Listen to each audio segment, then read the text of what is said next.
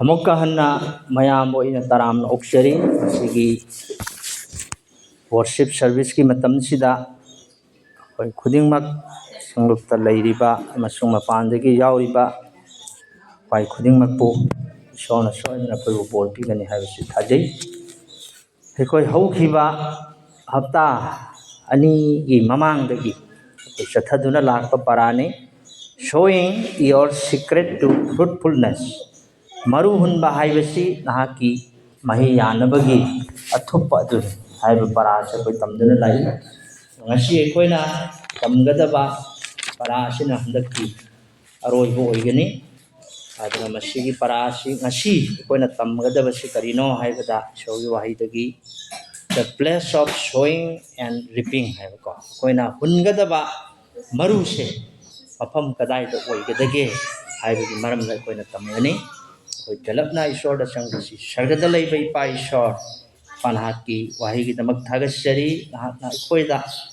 haki thawai sengbana wangangi duna soki duna angi wahi gi athupase koida takpiu maru hunmasi koina karamba mafamda hungadage haibatugi maramna koina neinagadabasi nahakna pangbiduna singbiduna thawai sengbagi pangalna koi punimakpu bol pinabiu na sai koi amamam lemna thadokpigana thawai gi mahei phanghanbiu chawkathanbiu nasa nanai eigu susijinabiu Prabhu Jesu Kristo gi asengmanu jeribani amen amen koi malemda ko faidagi athoiba koi thinker sai badi kari khang ko wakhal khan mane mi amana hairam kari hairang be haibada akoina kari gumba koi wakhal se maru hunba matamda wakhal la maru hunba matamda akoina action noina thabak oina kari gumba khara lokane afaba wakhal oi bajai fatta boy bajai mahi di soy na lo ni mahairam to English tai show a thought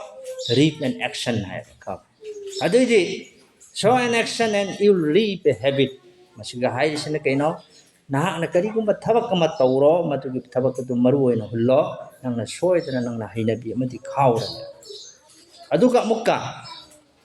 show a character and you reap a destiny nangla kari gumba na haki sajat lamchat adu nangna hulli maru do madu soy dana nangna lo manai dagi mahi amadi lokane kuding maki punsida ko since all of us reap what we sow koi kuding mangna hulli ba maru se jamna maru oiba tai ngasi maru oiba maru si karma maru oiga take mafam kadai da hulli karma makhal gi maru hulli haibasi koi khangna tai and every Christian every Christian has only two fields in which we can sow haibe arthadi ko hajaraba ishor gi macha orba kusana koina hungadaba mafam mani khaklei madugi maru se kadai da hunni the field of the flesh hanba point se ekoina hulliba maru si haksang da hunba maru masulei ko haksang da hunba maru se koi karino let us read Galatians chapter 6 verse 8 Galatiogi panduk taruki pada 9 se koi pass ko siga kari haigi jengsi maramdi haksang da hunkiba mahat aduna haksang dagi amang balokani adugu thawai da hunkiba mahat aduna thawai dagi lo manai da balokani for he who sows to his flesh will of the flesh reap corruption flesh hairiba asikarina English da hairaga flesh maitilo andarga haksang masigi haksang chakarma makal haksang no all sinful patterns of living haide koina hanagi ariba mahausa da hingba punsi adugi hainabi oina leliba punsi the all ways of thinking and acting haide koina ariba punsi da ariba mahausa gi punsi da hingamba dugi wakhalondo dumak leiraga lei hingba tawba khanba sinya so it is the entrance ariba chang hanagi punsi duna masina akoigi phattaba wakhal natraga akoigi punsi gi mong matause karino haiba matamda ꯑꯗꯨꯝꯅ ꯄꯨꯟꯁꯤꯁꯦ ꯁꯨꯝ ꯆꯠꯊꯗꯨꯅ ꯂꯩꯕ ꯃꯇꯝꯗ ꯃꯁꯤ ꯏꯁꯣꯔꯒ ꯃꯥꯌꯣꯛꯅꯩ ꯍꯛꯆꯥꯡꯒꯤ ꯑꯣꯏꯕ ꯄꯨꯟꯁꯤ ꯐ꯭ꯂꯦꯁꯀꯤ ꯑꯣꯏꯕ ꯄꯨꯟꯁꯤꯁꯦ ꯁꯨꯝ ꯂꯦꯟꯗꯨꯅ ꯂꯩꯔꯕꯗꯤ ꯃꯁꯤꯒꯤ ꯄ꯭ꯔꯤꯟꯁꯤꯄꯜꯁꯤꯗ ꯑꯩꯈꯣꯏꯅ ꯑꯗꯨꯝ ꯂꯩꯔꯕꯗꯤ ꯏꯁꯣꯔꯒ ꯃꯥꯌꯣꯛꯅꯕꯅꯤ it is that of us that desire to own way and wants to do its own thing ꯑꯗꯩ ꯑꯔꯊꯗꯤ ꯀꯩꯅꯣ ꯑꯩꯈꯣꯏ ꯏꯁꯥꯅꯀꯣ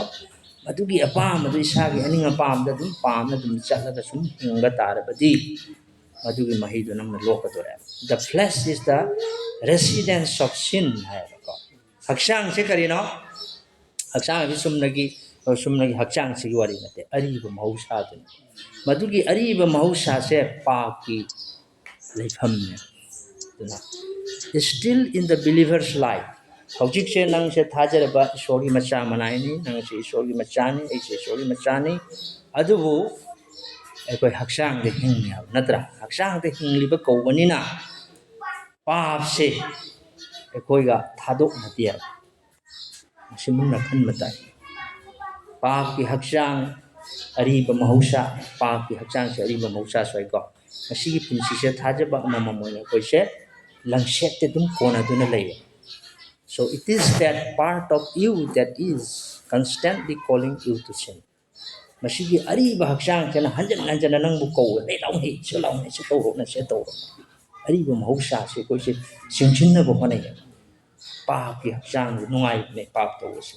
ꯃꯁꯤꯗ ꯑꯩꯈꯣꯏ ꯀꯟꯁꯇꯦꯟꯠꯂꯤ ꯍꯥꯏꯗꯤ ꯑꯇꯠꯄ ꯂꯩꯇꯅ ꯑꯗꯨꯝ ꯆꯠꯊꯍꯟꯅꯅꯕ ꯍꯛꯆꯥꯡꯁꯤꯅ ꯑꯩꯈꯣꯏꯕꯨ inna chingni then so to the flesh is to let its evil desires and deeds dominate you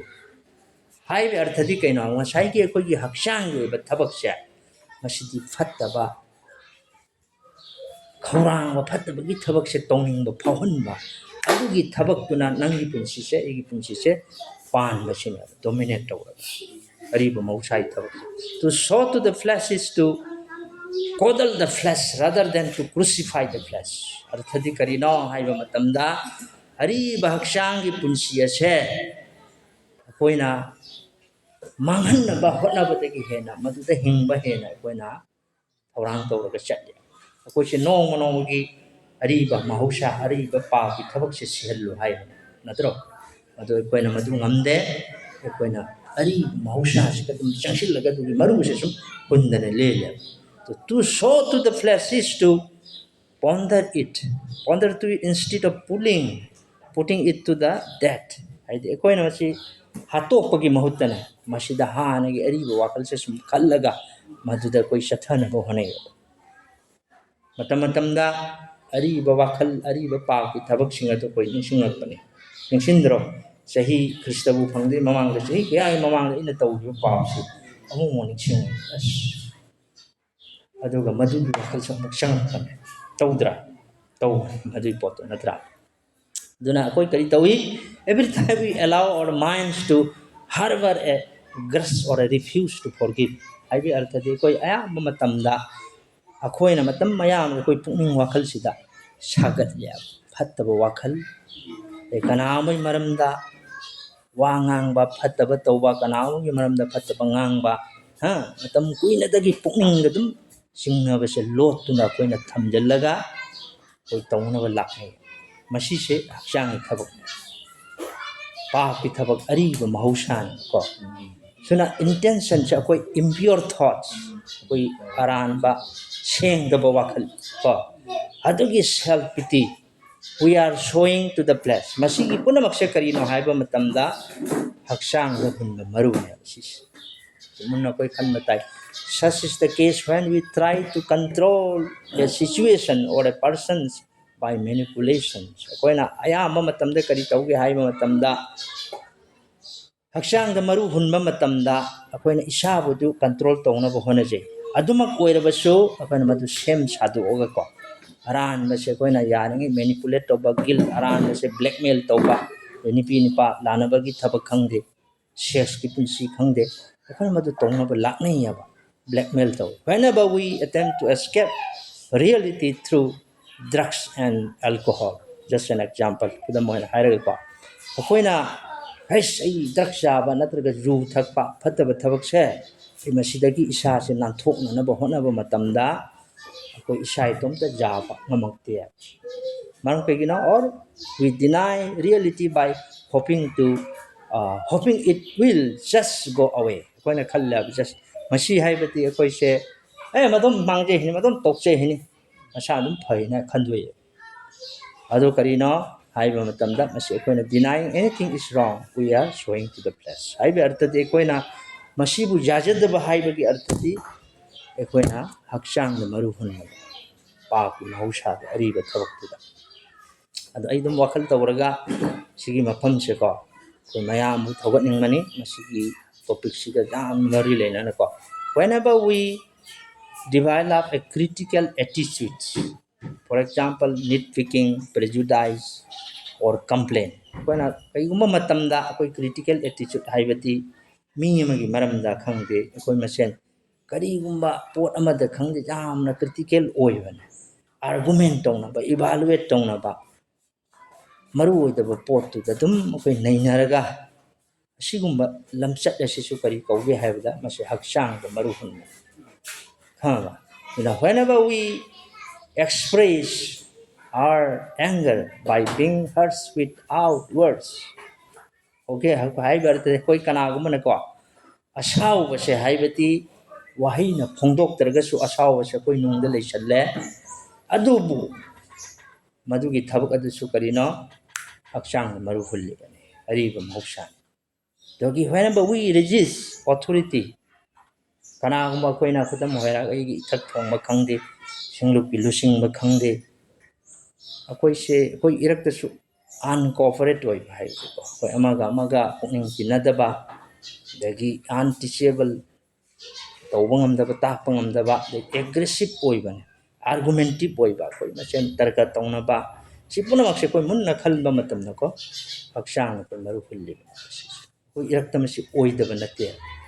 kariguma maram mamagi damakta so ko hekta ngangnaraga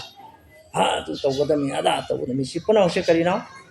koi hakchang maru hulli Dunangasi sorry wahay na koy dahay siya. Whenever we lack compassion, kindness, and understanding, ako'y irakta karigumba nung siba wat palayag pa ko. Ado yung marakta nung siba jawrak ba? Amana amagi matakta kangbi ba layta ba? Understanding layta ba? Sipunaw siya kayo no? Haksang na maruhul. Sipunaw siya na ako'y ipol karilakan eh. Kaya amang ipun sila ko. Isodagi sayrak lakan. Bor pang. When we sow to the flesh, we will reap corruption. So we wahid jam siyang ni ko. Ako'y na karigumba matamda, ako'y na maruhun ba siya. Haksang da hullabati, matu corruption. Hatta ba da ako'y lokan. Hay corruption hay ber thadi may tilon na ako'y nampune. Dagi aran ba tabagta sagat pa. Apumma tabag, apumma wakal. Sipuna magsaya ako'y na tawri. Kudo mo na morally and spiritually ako'y sinong thawai gi marida suko lamchat chadat chacho ako'y se hantharakan ba mangtharakan we are morally and spiritually rotting ay pumthare ako'y thawai gi punsida punsi moral light ako'y se adumak hantharakpa ako'y se phattabu oirakpa we are turning from life to death maduda ako'y na khangadaw se kaina ako'y se ahingmadagi asibada lai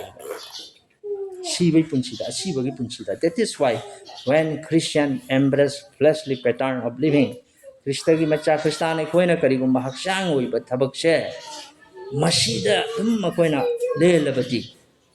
apa phatta khangde ade aphabadagi su phatta phatta khangde akoi se pum dharakani aba for example koi apple se hai se apple sigi pambi dei ma ha hek pamatungda apple sigi the moment apple se koina lokthoe mana dagi pambi de loktharak ma kakatpa matamda ma se nongi mangthare I khuithare I sithare kari ma ori magi pandam chu taw ko matamda ko but it will eventually reveal itself when it does apple se na kuira hai dacha hai ra so oi bajai tap tamna ma khuidarakani mangtharakani ma hantarakani no longer for use amukhan ma sijina bajar oya same way koi hakchang thawai gi punsi da sunga the same is true with us koi punama ki punsi na masi achummanya masi when we make that choice to embrace a fleshly pattern of living ai be artha di koi na hingliba punsi ꯃꯑꯣꯡꯁꯦ ꯑꯩꯈꯣꯏ ꯀꯔꯝꯕ ꯃꯑꯣꯡꯗ ꯂꯦꯟꯒꯦ ꯑꯩꯈꯣꯏꯅ ꯃꯗꯨ ꯆꯣꯏꯁꯁꯦ ꯀꯔꯤꯅꯣꯕ ꯍꯛꯆꯥꯡ ꯑꯣꯏꯕ ꯄꯨꯟꯁꯤꯗ ꯑꯩꯅ ꯈꯟꯅ ꯆꯠꯂꯤꯕ꯭ꯔꯥ it is in our action attitude or action ꯑꯩꯈꯣꯏꯒꯤ ꯊꯕꯛ ꯑꯃꯁꯨꯡ ꯂꯝꯆꯠ ꯃꯑꯣꯡ ꯃꯇꯧꯗ ꯃꯗꯨ ꯑꯩꯈꯣꯏꯅ ꯆꯠꯂꯤꯕ ꯑꯩ ꯀꯗꯥꯏꯗ ꯑꯩꯒꯤ ꯄꯦꯇꯔꯟ ꯑꯣꯐ ꯂꯤꯚꯤꯡꯁꯦ ꯀꯔꯝꯍꯥꯏꯅ ꯆꯠꯀꯦꯕ ꯑꯗ ꯑꯩꯈꯣꯏꯁꯦ ꯊꯋꯥꯏꯒꯤ ꯃꯔꯤꯗꯁꯨ ꯀꯩꯗꯧꯔꯛꯀꯅꯤ ꯅꯣꯡꯃ ꯅꯣꯡꯃꯁꯨ ꯍꯟꯊꯔꯛꯀꯅꯤ morally spiritually ꯑꯩꯈꯣꯏꯁꯦ ꯃꯥꯡꯊꯔꯛꯀꯅꯦꯕ ꯃꯔꯝꯗꯤ ꯑꯩꯈꯣꯏꯅ we go from good to bad and from bad to worse ꯑꯐꯕꯗꯒꯤ ꯐꯠꯇꯕꯗ ꯂꯥꯛꯑꯅꯤ ꯑꯗꯨꯒꯤ ꯐꯠꯇꯕꯗꯨꯒꯤ ꯑꯃꯨꯛ ꯍꯦꯟꯅ ꯐꯠꯇꯕ ꯑꯣꯏꯔꯛꯀꯅꯤ ꯍꯥꯏꯕ ꯑꯁꯤꯅꯦꯕ ꯌꯥꯝꯅ ꯃꯔꯨꯑꯣꯏꯕ ꯄꯣꯠꯁꯦꯀꯣ eventually ꯑꯩꯈꯣꯏ ꯀꯔꯤ ꯇꯧꯔꯛꯏ unfit to be used in the kingdom of God ꯑꯗꯩ ꯑꯔꯣꯏꯕꯗ ꯑꯩꯈꯣꯏꯒꯤ ꯄꯨꯟꯁꯤꯁꯦ ꯏꯁꯣꯔꯒꯤ ꯅꯤꯡꯊꯧ ꯂꯩꯕꯥꯛꯀꯤꯗꯃꯛꯇ ꯑꯩꯈꯣই ꯁꯤꯖꯤꯟꯅꯕ ꯌꯥꯔꯛꯑꯔꯣꯏ that is why Paulꯅ ꯀꯔꯤ ꯍꯥꯏꯔꯝꯃꯤ those who practice such things will not inherit the kingdom of God Galatians chapter 5 verse 21 ꯑꯃꯇꯪ ꯄꯥꯁꯤ ꯒꯥꯂꯥꯇꯤꯌꯣ ꯄꯟꯗꯨꯞ 5ꯒꯤ ꯄꯗ 18ꯗ ꯀꯔꯤ ꯍꯥꯏꯒꯦ ꯌꯦꯡꯉꯣ ꯈꯝꯕꯟꯕ ꯃꯤꯍꯥꯠꯄ ꯖꯨ ꯉꯥꯎꯕ ꯃꯈꯦ ꯂꯥꯡꯕ ꯑꯃꯁꯨꯡ ꯃꯁꯤꯒ ꯃꯥꯟꯅꯕ ꯃꯈꯩ ꯑꯩꯅ ꯅꯈꯣꯏꯗ ꯍꯥꯟꯅ ꯍꯥꯏꯈꯤꯕꯒꯨꯝꯅ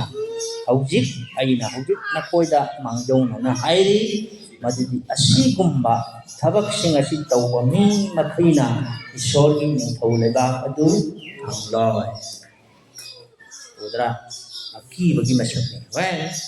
we sow to the flesh we reap the corruption of the flesh hakchang oiba thabak ta koina hakchang gi maru hoina ullabadi hakchang fatabada nang lokhan ai wai ma haige ta Ernest Hemingway haiba afawba kabi amagi wari koi punamak ta ma se afawba eiba aman mana ko ma se koi gi Christian imung manung amata horakpani jamna solid evangelical Christian home amata ma sa horai ma ki mapu se ko missionary ne ma ki mapa sina devoted churchman so da na ki na chachaba misak amani ma ki best friend se kana no har ga prithvi te kwai de ki afau ba evangelist DL Moody hari kan pa se masi ga ma ka maru dona Hemingway se ma se jamna charge ka bu sumagi early life chahi kunga surako matam cha ma se charge ta ka kana jamna thauna phaba adugumba youth ama oina hore ma adubu during the first world war ahanba prithvi gi ahanba lanjau da Hemingway se kari tawrke ma ki hakshang gi pinsida ma mu pinsi khongda ki pa ki thabak ta pa pusi len hor ki mana tawjaru phataba thabak to मालूम माही चाहिए तो मागी तबक तुगी माही से तुम कोई थीजल लगे फंगमंग अमी मा ओ न करी तौरक के हाई बबू मा से ईश्वर की मियंग दा अरान ब तबक तौरक बा moral life से मा मांगथरक बा he eventually consider the ideas of the Bible की मरम दमान करी तौरमे Bible से antiquated and outdated से कानद्रबनी useless नी है ना वाह मकमान फोंदो में खंबा aduga mana lautome ba ti karino har ma masama ki punsi du his own life was living proof that a man does not what he shows ma asuk sumba isori wahi sida mana kari hairang haibata masidi mi na hunba mana na to tabak to adun madum okadabani haibase adu oithoi madu praman leitaba boni aina madu ai khangjei hana ma hairamya when we sow to the flesh we reap the corruption of the flesh the second field aikoina hungadaba maru se karino a man can be destroyed but not defeated sigamana yam phajabo haim sa hai mi se ko kaidongoi da mang tak ko oiroi adubu mai thibadi oigani hana ma hairamya ma aruba wani ko ma haisi afau mi ne ko duna ani subasina akoina khanthagadawse the feel of the spirit haidi akoina hungadaba maru se ahan makoina tambasina hakchang da hunba maru pa ki mahausa anagi aru ari balam chatto ani subaka maru sina kadai hunini the feel of the spirit ona thawai gi oina hungadaba maru se kadai to hungadage aba but he who sows to the spirit will of the spirit live everlasting life Galatians 6:8 Galatio pandu taruki pada nipan hai kari B part yang adubu thawai da hunnikiba ma aduna thawai da loma naidaba eng lokani to sow to the spirit is the same as walking in the spirit the thawai da hunba maru haibagi arthas kari thawai da maru hunba aisha kari no ba akoi gi understanding kari no kari khangi mayam wakal pibiu mot pibiu Galatians chapter 5 verse 16 to 21 do pa madu munna madu paukhum leirabani maduda kari hai maduda thawai gi mahei kari hai Galatians 5:16 to 21 ha adu aina hairi madu thawai gi mapana chalu adu orabadi na koina haksang ya pa madu thongal loi madu haksang ya pa madu na thawai bu jeknei thawai gi pa madu na haksang bu jeknei maram dina koina tawning madu tawdana ba makhoi amaga mayok nei adu thawai na khoi bu singbirabadi na khoi wain jathai makha pondre adu gi di makha tabu to kari adu haksang thabak sing adu di mayak sing mitu miwa lana ba nupa nupi lana ba seng da balu lu da lamsat lai murti latpa ikap jaikap pa yang thina ba khatna seina ba adai kalakpa mai hongna sawa to khai tana ba yana da ba nakpak tana ba khamban ba mihat ba ju ngaw ba makhe lang ba masiga mana ba makhai aina na koi da han hai khibagumna aina hojina koi da rangjona na hai madudi sing thabak sing ase to mi makhai na isol ning tole ba ga to phangloi masi haksang thabak to ni akoi amukka hanna thawai gi mahi do na kadai de lakhre tu thawai gi mahi di kari no tongsiba harauba ingthaba khang heiba chanbi heiba afaba thajaba yaba punging tappa amasung masa khudum chanjaba haiba sing asigi mayokta while jathing amatta leite adu oirabadi jengo nahaki pungning do thaklom da thamu haidan su Colossia da hairi natra Romans chapter 8 verse 6 ta kari hai Romeo chapter pandu nipani taruk ta kari hai gi nipani taruk se kari hai maram di haksang ya pamba khanba du sibani du thawai gi maram da khanba du hingmani amasung ingthabani hai natra adadagi di to seek God and to set your mind on the things of God duna Paul hai bang sai Colossia pandu pahung ya amaga anida akoi gi pung wakal se kadai de thammu hai gi tayong pan thammu hai bro tayong pan bagi khana sena ba lanthum ha munna ba hana ba thina ba se noi dum tau lei hai na takpiri bra Colossia hung ya ma anida kai hai gi maram aduna na khoi Krista ka loina na hingat mina da banina mathak lom da leiba posing adu thiu mafam adu da Krista na isori ya thang da pham duna lei na koi pung mathak lom da leiba posing adu da thamu taiwang pan da leiba posing adu da thamu I da jong then every time we forgive a grievance kodam na koi aya ma tam da tana malangjaba ma boy koi na kopi bangamba adudagi ekhoida lakpa phattaba wakhal se ekhoina lothokpa ngamaba ko isa goi base ekhoina langsekpa ngamaba aranba phattaba sanga thadokpa ngamaba dagi phattaba company dei phattaba thabak toba self control toba ngamdaba do ekhoina isabu ngamakpa matamda we are sowing to the spirit adudi ekhoina mahi se kadai to hulman thawai da hulli thawai do hun mase kari na hairo mukda mi kokpi vai se thawai gi mahi natro adaidi aigi pungning wakal da has aran wakal malak se pat lokthok has masi khan majate isabu ai phatta ba sangat dinaroi aran ba thabak taw hai bisi thawai na lakha shok matang hai se madu taw jate hai se thawai gi mahi natro madunia ba enang na phatta ba tu da hai masi taw jate phatta ba sumba self control jaw da thab sai tawroi nang na thawai da hulle natra masai haksang da hun bathak sing dong sai loi hai hai ko haksang da hun basidi kari minung si jaw da bat tarka tongna ba ha dagi tuka tongna masi kono che ko haksang da hulle nang si tammi ba wahi si ga su sori wahi na ko yam sana na ko amamam da mana hai bi re ba ko aduna ko thawai da hun base ꯑꯔꯣꯏꯕꯗ ꯀꯩꯗꯧꯅꯤ ꯏꯚꯥꯂꯁꯤꯡ ꯂꯥꯏ ꯂꯣꯡꯕ ꯅꯥꯏꯗꯕ ꯄꯨꯟꯁꯤ ꯑꯩꯈꯣꯏꯅ ꯂꯣꯛꯀꯅꯤ ꯑꯗꯣ ꯉꯁꯥꯏ ꯑꯩꯈꯣꯏꯒꯤ ꯒꯂꯥꯇꯤꯌꯣ 5ꯒꯤ ꯄꯗ 12ꯗꯒꯤ ꯊꯋꯥꯏꯒꯤ ꯃꯍꯩ ꯅꯨꯡꯁꯤꯕ ꯍꯔꯥꯎꯕ ꯃꯁꯥ ꯈꯨꯗꯨꯝꯖꯟꯕ ꯀꯣꯛꯄꯤꯕ ꯍꯥꯏꯔꯤꯁꯤ ꯑꯃꯈꯛꯇꯗ ꯑꯩꯈꯣꯏꯅ ꯁꯨꯞꯆꯟꯅꯤꯗ ꯊꯋꯥꯏꯒꯤ ꯃꯍꯩꯁꯦ ꯃꯍꯩꯁꯤꯡ ꯍꯥꯏꯗꯦꯕ ꯃꯍꯩꯗ ꯍꯥꯏ ꯄꯨꯝꯅꯃꯛꯇꯤ ꯂꯣꯏꯅ ꯂꯩꯕ ꯌꯥꯏꯀꯣ ꯃꯅ ꯃꯥꯡꯉꯣꯏꯗꯕ ꯄꯣꯠ ꯑꯃꯈꯛ ꯌꯥꯎꯔꯦꯕ ꯑꯗꯨꯒ ꯀꯔꯤ ꯃꯥꯡꯉꯣꯏ ꯊꯋꯥꯏꯒꯤ ꯃꯍꯩꯁꯤꯒꯤ ꯑꯃꯈꯛꯇꯪ ꯑꯣꯏꯕ ꯀꯣꯝꯄꯣꯖꯤꯠ ꯋꯥꯔꯗ ꯑꯃꯈꯛ ꯂꯩ ꯃꯗꯨ ꯀꯔꯤ ꯑꯣꯏꯅꯤ ꯅꯪ ꯑꯝꯇ ꯈꯨꯝꯃꯣ ꯍꯥꯏꯔꯦ ꯇꯥꯁꯤ ꯅꯣꯏꯗ ꯑꯩꯈꯣꯏꯗ ꯑꯩꯈꯣꯏ ꯑꯃꯃꯝꯗ ꯊꯋꯥꯏ ꯃꯍꯩꯁꯦ ꯂꯣꯏ ꯂꯩꯔꯕ꯭ꯔꯥ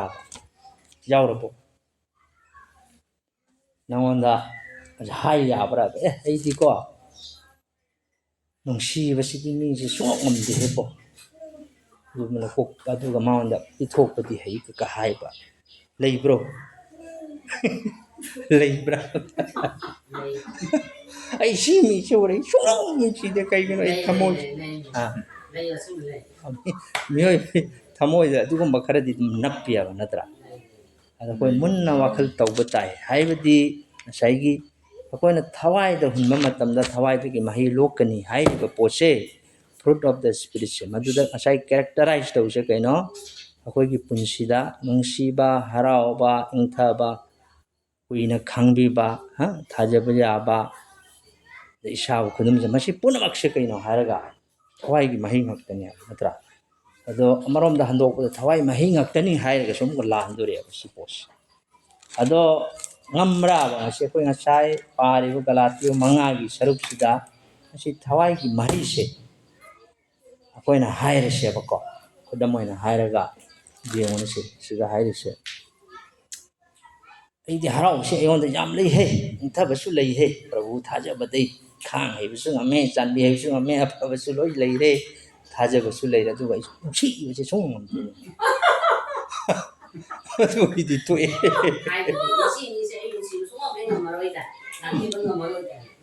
ꯃꯗꯨ ꯌꯥꯗꯦ ꯃꯁꯤ ꯍꯥꯏꯕ ꯌꯥꯗꯦ ꯃꯔꯝ ꯀꯔꯤꯒꯤꯅꯣ ꯍꯥꯏꯕꯗ ꯅꯨꯡꯁꯤꯕꯁꯤꯅ ꯄꯨꯝꯅꯃꯛꯁꯦ ꯈꯣꯞꯆꯤꯜꯂꯛꯀꯗꯧꯅꯤ ꯉꯁꯤ ꯑꯩꯈꯣꯏꯅ ꯅꯨꯡꯁꯤꯕꯁꯤ ꯌꯥꯎꯔꯝꯗ꯭ꯔꯗꯤ ꯉꯁꯤ ꯆꯥꯔꯖꯇ ꯂꯥꯛꯇꯅ ꯉꯥꯏꯍꯥꯛ ꯉꯁꯥꯏ ꯈꯪꯗꯦ ꯅꯍꯥꯟ ꯑꯩꯈꯣꯏ ꯑꯃ ꯉꯥꯡꯅꯔꯁꯨ ꯀꯣꯛꯅꯔ ꯀꯩꯅꯣ ꯑꯩꯅ ꯑꯣꯖꯥꯗ ꯉꯥꯡꯉꯤꯁꯤ ꯅꯠꯇ꯭ꯔꯒ ꯃꯦꯝꯕꯔ ꯑꯃꯗ ꯁꯤ ꯂꯥꯎꯅꯗ ꯑꯩꯈꯣꯏ ꯉꯥꯡꯉꯤꯁꯦ ꯁꯣꯏꯔꯦꯀꯣ ꯍꯥꯏꯁꯦ ꯋꯥꯈꯜꯁꯦ ꯄꯨꯛꯅꯤꯡꯁꯦ ꯍꯣꯡꯉꯛꯑꯦꯕ ꯅꯠꯇ꯭ꯔꯀꯣ ꯅꯨꯡꯁꯤꯕ ꯂꯩꯕ ꯑꯩꯈꯣꯏ ꯁꯤꯗ ꯂꯥꯛꯑꯒ ꯄ꯭ꯔꯚꯨ ꯈꯨꯔꯝꯃꯤ ꯑꯗꯣ ꯀꯔꯤꯒꯨꯝꯕ ꯑꯗꯨ ꯌꯥꯎꯔꯝꯗ꯭ꯔꯒꯗꯤ ꯀꯥꯟꯅꯗꯦ ꯑꯗꯨꯅ ꯉꯁꯤ ꯏꯁꯣꯔꯅ ꯑꯩꯈꯣꯏꯗ ꯋꯥꯍꯪ ꯑꯃ ꯇꯧꯏ ꯑꯩꯈꯣꯏ ꯑꯃꯃꯝꯗ ꯅꯪ ꯀꯔꯝꯕ ꯐꯤꯜꯅꯣ ꯅꯪ ꯀꯔꯝꯕ ꯃꯐꯝꯗ ꯅꯪ ꯃꯔꯨ ꯍꯨꯜꯂꯤ ꯍꯛꯆꯥꯡꯒꯤ ꯄꯨꯟꯁꯤꯗ ꯍꯨꯜꯂ ꯆꯠꯂꯤꯕ꯭ꯔꯥ ꯍꯥꯟꯅꯒꯤ ꯍꯛꯆꯥꯡꯒꯤ ꯊꯋꯥꯏꯒꯤ ꯅꯠꯇꯕ ꯄꯥꯞꯀꯤ ꯃꯍꯧꯁꯥ ꯑꯔꯤꯕ ꯍꯛꯆꯥꯡꯗꯨꯗ ꯄꯨꯟꯁꯤꯁꯦ ꯑꯗꯨꯒꯤ ꯃꯔꯨꯗ ꯑꯗꯨꯝ ꯍꯨꯜꯂ ꯆꯠꯂꯤꯕ꯭ꯔꯥ ꯀꯣ ꯑꯗꯨ ꯑꯣꯏꯇꯥꯔꯒꯗꯤ ꯅꯪ ꯀꯔꯤ ꯂꯣꯛꯀꯅꯤ ꯅꯪ ꯈꯪꯉꯣ ꯅꯪ ꯀꯔꯤꯒꯨꯝꯕ ꯃꯗꯨꯗꯒꯤ ꯅꯪꯅ ꯍꯟꯗꯣꯔꯛꯑꯒ ꯑꯩ ꯃꯁꯤ ꯇꯧꯕ ꯌꯥꯗ꯭ꯔꯦ ꯍꯥꯏꯕꯁꯦ ꯈꯪꯉꯛꯑꯕꯗꯤ ꯅꯪꯗꯤ ꯊꯋꯥꯏꯗ ꯃꯔꯨ ꯍꯨꯟꯕ ꯑꯁꯦꯡꯕ ꯑꯣꯏꯔꯝꯕ ꯇꯥꯔꯒꯗꯤ ꯅꯪꯅ ꯂꯣꯝꯕ ꯅꯥꯏꯗꯕ ꯃꯍꯩꯗꯨ ꯂꯣꯛꯀꯅꯤ ꯃꯁꯤ ꯃꯨꯟꯅ ꯑꯩꯈꯣꯏ ꯋꯥꯈꯜ ꯇꯧ ꯇꯥꯏꯀꯣ ꯑꯗꯨꯅ ꯑꯩꯈꯣꯏ ꯉꯁꯥꯏꯒꯤ ꯊꯋꯥꯏꯒꯤ ꯃꯍꯩꯁꯦ ꯀꯩꯅꯣ ꯍꯥꯏꯕ ꯌꯥꯗꯦ ꯑꯃꯈꯛꯇꯪ ꯂꯣꯏ ꯁꯨꯞꯆꯜꯂ ꯑꯃꯈꯛ ꯑꯣꯏꯔꯦ ꯅꯨꯡꯁꯤꯕꯅꯤ ꯄꯨꯝꯅꯃꯛꯁꯦ ꯅꯨꯡꯁꯤꯕ ꯌꯥꯎꯗ꯭ꯔꯕꯗꯤ ꯑꯍꯥꯟꯕ ꯀꯣꯔꯤꯟꯊꯤꯌ 13 ꯀꯔꯤ ꯍꯥꯏꯒꯦ ꯀꯔꯤ ꯍꯥꯏ 1 Corinthians 13 ꯀꯔꯝꯕ ꯆꯦꯞꯇꯔ ꯍꯥꯏ ꯂꯥꯁ ꯆꯦꯞꯇꯔ ꯅꯨꯡꯁꯤꯕꯒꯤ ꯄꯟꯗꯨꯞꯅꯦꯕ ꯃꯗꯨꯗ ꯍꯥꯏꯗꯣ ꯅꯨꯡꯁꯤꯕ ꯌꯥꯎꯗ꯭ꯔꯕꯗꯤ ꯈꯤꯡꯂꯕ ꯄꯣꯔꯇꯥꯅ ꯆꯞ ꯃꯥꯟꯅꯩ ꯅꯨꯡꯁꯤꯕ ꯌꯥꯎꯔꯝꯗ꯭ꯔꯗꯤ ꯏꯁꯣꯔꯁꯨ ꯂꯩꯔꯝꯃꯣꯏꯌꯦ ꯖꯤꯁꯨꯅ ꯁꯤꯕꯁꯨ ꯁꯤꯔꯝꯃꯔꯣꯏ ꯅꯨꯡꯁꯤꯕ ꯂꯩꯔꯝꯗ꯭ꯔꯗꯤ ꯑꯗꯨꯅ ꯉꯁꯥꯏꯒꯤ ꯍꯔꯥꯎꯕ ꯏꯪꯊꯕ ꯈꯥꯡꯉꯤꯕꯁꯤꯗꯤ ꯀꯣꯟꯅꯒꯤ ꯋꯥꯔꯤꯅꯤ ꯅꯨꯡꯁꯤꯕ ꯌꯥꯎꯗ꯭ꯔꯗꯤ ꯁꯤꯒꯤ ꯉꯁꯥꯏꯒꯤ ꯃꯍꯩ ꯑꯇꯩꯁꯨ ꯑꯝꯇꯁꯨ ꯂꯥꯛꯑꯣꯏ ꯑꯩꯈꯣꯏꯗ ꯅꯨꯡꯁꯤꯕ ꯂꯩꯕ ꯇꯥꯏ ꯑꯩꯈꯣꯏ ꯀꯣꯛꯄꯤꯕ ꯂꯩꯕ ꯇꯥꯏ ꯅꯨꯡꯁꯤꯕ ꯂꯣꯏ ꯀꯣꯛꯄꯗꯣ ꯑꯗꯨꯅ ꯄ꯭ꯔꯣꯃꯤꯁ ꯑꯣꯐ ꯁꯣꯋꯤꯡ ꯑꯦꯟ ꯔꯤꯄꯦꯌꯤꯡ ꯏꯁꯣꯔꯅ ꯑꯃꯨꯛ ꯋꯥꯁꯛ ꯑꯃ ꯄꯤꯔꯤ ꯑꯩꯈꯣꯏꯗ ꯅꯪꯅ ꯍꯨꯟꯈꯤꯕ ꯃꯔꯨꯗꯣ ꯅꯪꯅ ꯈꯥꯎꯒꯅꯤ ꯃꯍꯩ ꯑꯩꯅ ꯄꯤꯒꯅꯤ ꯍꯥꯏ ꯌꯦꯡꯁꯤꯀꯣ ꯒꯂꯥꯇꯤꯌ 3:9 ꯀꯔꯤ ꯍꯥꯏ Galatians 6:9 ꯑꯩꯈꯣꯏꯅ ꯑꯐꯕ ꯇꯧꯕꯗ ꯄꯨꯛꯅꯤꯡ ꯍꯟꯊꯒꯅꯨꯁꯤ ꯑꯩꯈꯣꯏꯅ ꯆꯣꯛꯊꯗ꯭ꯔꯕꯗꯤ ꯑꯆꯥꯕ ꯃꯇꯝꯗ ꯑꯩꯈꯣꯏꯅ ꯃꯍꯩ ꯂꯣꯛꯀꯅꯤ and let us not grow weary while doing good for in due season we shall reap if we do not lose heart Considering every one of us will reap what he sows. Siga hai se koi na hun ki ba marudo madumak lok torbani. Afaba marura fataba marura haksangira thawaigira polna ikoida thauna pibiri bise karino haraga encourage tawse kena to sow to the spirit thawai da maru hullo haina ma ikoida thauna pibiba. Then akoina haibati the word very means to tire. Tire shoktha balaitaba. Afaba tawba matamda akoina shoktha daba oiksi to be exhausted. Paul is encouraged us not to grow tired in our doing good. Akon afaba tawba matamda akoi shoktha roisiaba. Not give up. Thado kanu because you will eventually reap. Aroi beda nang na mahidu lokani. Duna ay mayam da wang kara hange. Naikoi haujik phawba nahaki imung manunggi nasinanaw sing nahaki mising kairoi lekai sing mari mata sing damakta makoi aran pangu damakta haijab sit lairibara nata toktoba haijab bro amina haijab ri bro noi mama gi damakta nang haijab braba lekai gi damakta aran pangnanaba prathana tawsinang tokhrabo tawri bro moi haujik pau kanbiba phangdaba oiram masu jai nang taw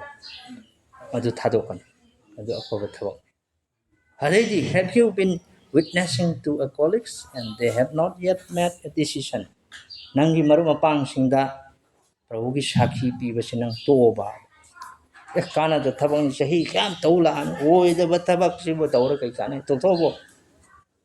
Miss Pema tinang tauri banatro. I Tauri. Tauri hai. Very good. Thadokanu. Madu thadokanu. Hare mo oiro nang soy dana sona nang bol pigan. Do not quit. Tokokanu hai. Have you been inviting your parents to church, but they have not yet come? Ang ino na pa kang di mari matang sa hasta laun ay amtang sa usian invite to sinoy to bro. Karong pang ka to dro babu to bro.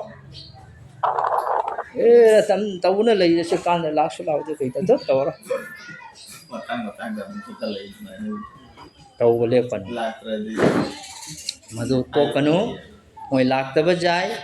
To ko hayo chalu ko. Duna afaba thabak to matamda ko akoina sokthagan hai due to kari hai do not grow weary for you will reap in due season sa hai sa matamda nang maru lok to afaba nang na to hulle mahi da nang soi lok to na masiga due season hai se ma ki matam na sorry matam da ni lok to se nang na lok to na te nang to in this time you will reap ma ki matam da ni nang na lok to se aina mi phang bangam banate adugo nang maruhan gati kokano so do not give up keep sowing to the spirit to the hawai the maruhul daw ko we have seen the principle you reap what you sow in kind da mo na hairaga ko na nung sibagi maruhul abati nung sibaloi adu hengalakani we have seen to the place we either sow to the place and reap corruption ko na haksang da hunba oiragana haksang na hidu nang loktora fataba wakal tawla fataba ama maga ko nang sinata balairaga ugi maru hunduna da ko shoindana madugi maru aina loktorum aina fata holame idoni nang na holame nang na madu lon maduna section batare we sow to the spirit and reap life karigumba ikoina thawai da hunba oiraganam nang thawai ma hi lokani nang kaw nang soidrabani and we have the promise. Sow to the spirit and do not give up because a harvest is coming. Low call mapu the lak dori. Kau bi balai ne. Nangi un bato kanapa. Mun ba matam na kau to lak dori ba. Duna koi thado pajate. Let's all sow to the spirit. Duna siya koi na sow yu wahi si da hai ba kumna ko. Koi thawai da maru hunsi. May each of us be sowing to the spirit. Koi thawai da maru hunsi. The most painful thing is to losing yourself in the process of loving someone too much and forgetting that you are special. Haibe arthati ko masigi nipa magi quote aina masiga hairis. Jikan sagi nipa do Hemingway hairi nipa apau kabi ni. Mana kari hairi me khamba. Nang mi bu jam na he na ꯅꯨꯡꯁꯤꯔꯨꯅꯣ ꯅꯨꯡꯁꯤꯔꯕꯗꯤ ꯑꯔꯣꯏꯕꯗ ꯅꯪꯒꯤ ꯊꯋꯥꯏ ꯁꯣꯛꯀꯅꯤ ꯌꯦꯡꯉꯨ ꯃꯥ ꯍꯥꯏꯁꯦ the best way to find out if you can trust somebody is to trust them ꯑꯩꯈꯣꯏ ꯃꯤꯁꯤꯡꯕꯨ ꯊꯥꯖꯕꯁꯦꯀꯣ ꯑꯩꯈꯣꯏ ꯊꯥꯖꯒꯗꯕꯅꯤ ꯑꯗꯨꯕꯨ ꯅꯪꯅ ꯈꯪꯗꯣꯛꯄ ꯃꯊꯧ ꯇꯥꯏꯌꯦꯕ when people talk listen completely ꯑꯩ ꯀꯣꯠ ꯈꯔ ꯁꯨꯝ ꯍꯥꯏꯔꯤꯕ ꯀꯣꯠꯁꯦ ꯊꯋꯥꯏꯒꯤ ꯃꯔꯤꯗꯁꯨ ꯀꯥꯟꯅꯕ ꯄꯣꯠꯅꯤ ꯀꯔꯤꯒꯨꯝꯕ ꯃꯤ ꯑꯃꯅ ꯉꯥꯡꯕꯁꯦ ꯑꯩꯈꯣꯏ ꯃꯨꯟꯅ ꯇꯥꯕꯗ ꯃꯄꯨꯡ ꯐꯥꯅ ꯇꯥꯎ most people never listen ꯑꯌꯥꯝꯕ ꯃꯤꯅꯅꯦ ꯃꯤꯒꯤ ꯍꯥꯏꯕ ꯇꯥꯗꯦ तसेंगने कोई सी अमन अमा हाइबु तानदबे चार्ज त ओइगेरा मपान त ओइगेरा तानिंगदेबा मसी ngang ता ei ताना सिगी एटीट्यूड च कोइ द लैये माजु मी द कनो द मा बोले द मांग कर तना मी न ngang से Munna ताबता all thinkers thinking men are atheist युना कोइ वाखल से जामना खन मी से सुने फत्ते मसी ईश्वर को Koyna Kaware इबा courage is grace under pressure है मान है रम कोई थौना है बसे को ईश्वर की थौजाल मखा द लेबन अदो मान हजिकिनि पासे जामना कोना थवाई की मरी द निहन्नब ओइगरसु मान है रम लेबको man is a man but man is not made for defeat ni se mai thina bai sona sarakana ti sembirakana tiabako a man can be destroyed but not defeated defeat oise akogi mang tak ko hin se ko isana ko hinduina amba ko isa da leire tena nangna huliba maru do karamba maru no koina wakhal tawsi thawai da hunmra hakchang da hunba sori macha amam oina ko thawai da hunba tambi se ko ya ma tamda hakchang ni maru se jam hungalli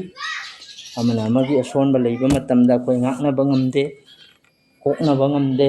mai maramda koina wari saraga माती दूनी है हक्का तवी मसीगी लमचत पति सुचे हक्सांग मारू हुल्लेबन सोना कोई तकी बोल लोथोखिया से कोई लक्षण नब तवसी असमक अइना सोगी वाहिसी ngangbam hairaga aina sum ngangjeba nate ase ai isama so I hona jege koi mayam so hona siaba ko koi punna thawai da maru hum siaba ko adu oirabadi koi sauphalakani sona thangat pirakani tum hakchang da maru hanana kaisu leitaba pot ame damak tadum loksanna dana koi leiroisi amaga se ga mai ga ha si tawrabadi as ja I soi hare koi sa isan ai mai tawrabe ko mai taw koi masen tongna seba ko aduga dani sona koi momse na thawai gi mi oi hakhan lakadawsi koi ngasi charge la kai kana base masi oi se natra ngasi sum tara sum hanyare ni ayeng nala mathang shanti da ma adu nunti gi mot amam tawre koi kana de se ga mai ga tana dana koi inkhat mena se natra ko koi se singlup se yamna pi ya koi amit khangde ya bari gi mung khangde koi no mung khangde mayam se la mina dana misraf te me jamon jaw na kai se thawai da oi di kana kare ko ki sona bot pi ko sona bot pi bo sano kon se thank you